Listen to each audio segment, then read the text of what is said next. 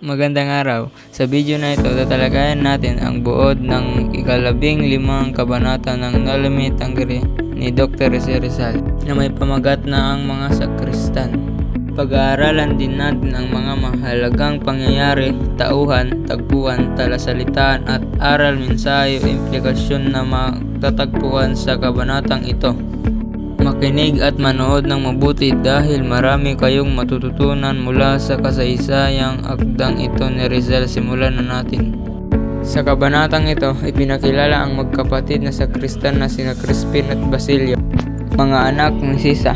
Sila ay dumaranas ng matinding suliranin, lalo na si Crispin na pinagbintangan ng pari na nagnakaw ng 2 unsa o 32 piso dahil sa kakulangan ng kita.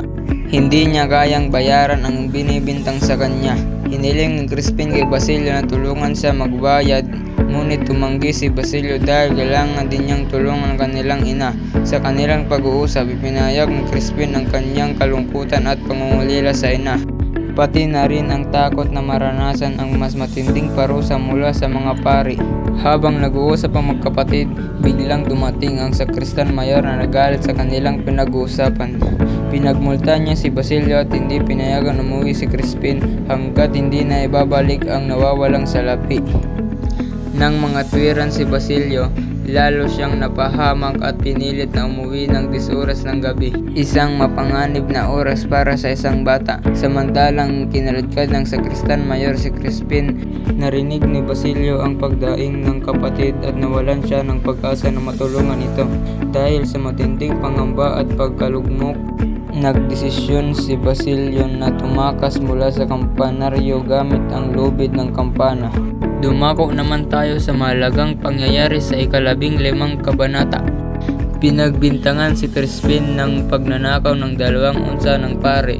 Hiniling ni Crispin kay Basilio na tulungan siyang bayaran ang binibintang sa kanya. Dumating ang sakristan mayor at nagparusa kina Crispin at Basilio. Kinaladkad ang batang Crispin habang narinig ni Basilio ang kanyang pagdaing.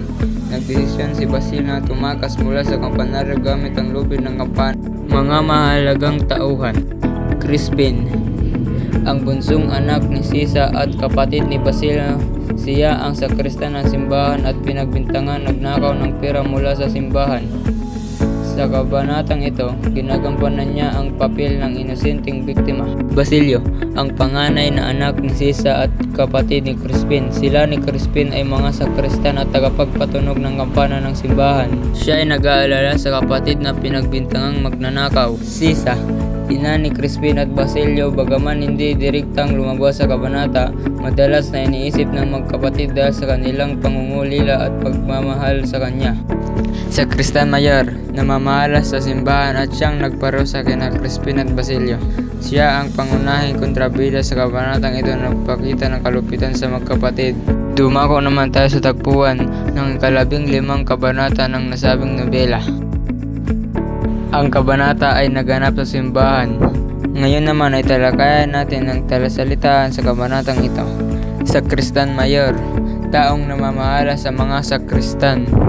Pagnanakaw, aksyon ng pagkuha ng hindi sayo. Aguinaldo, regalo. Kaluskos, tunog ng nagawang paggalaw.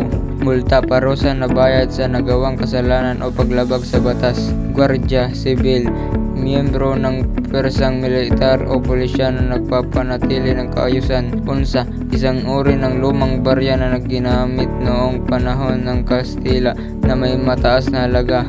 Kampanaryo, ang turin ng simbahan kung saan nakalagay ang kampana. Palahaw, malakas at matinis na sigaw, karaniwang dulot ng matinding sakit o takot. Alamin naman natin ang aral at mga mensahe sa kabanatang ito.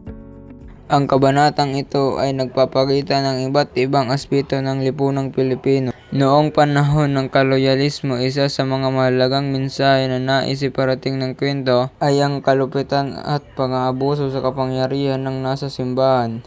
Pinapakita rin ang kawalan ng pagkapantay-pantay sa pagitan ng mga may kapangyarihan at ang mahihirap na mamayan.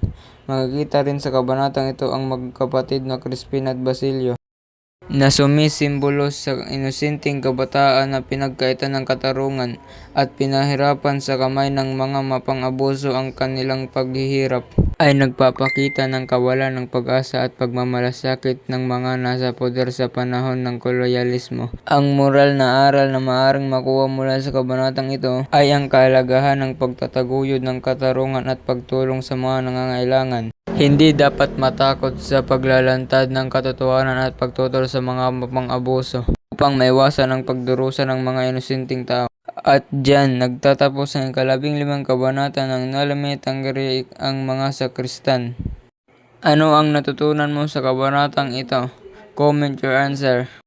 We encourage you to like, subscribe, and press the notification bell. Hanggang sa uli, maraming salamat sa panonood.